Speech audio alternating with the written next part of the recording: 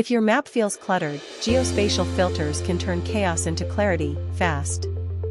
In this quick guide, I'll show you 3 powerful filters in MAPOG and how to use each one step by step. Head to story.mapog.com and create your map. First, filter by Geometries. Open Process Data, go to Advanced Filter, select your target layer, for example, Memorial Parks, choose Filter by Geometries, and pick a drawing tool, then draw a rectangle on the map and double-click to finish. Submit, and you'll filter only the memorial parks inside that area. You can publish the result as a new layer or download it as CSV or Excel. Next, filter by layer operations.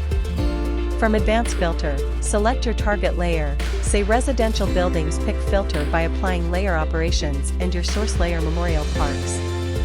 Choose the operation closer and set the distance to 70 meters. Submit, and it will return every residential building within 70 meters of a memorial park.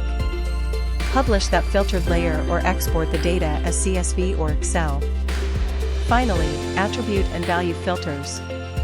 In Advanced Filter, pick the target layer, for example highways, lines, choose Filter by layer attributes and values and select the attribute field, for example zone, choose the operator, and enter value central. Submit to filter only highways in the central zone. Then publish or download the results. That's it, 3 simple ways to focus your map, by place, by relationship, or by attribute. Ready to simplify your map?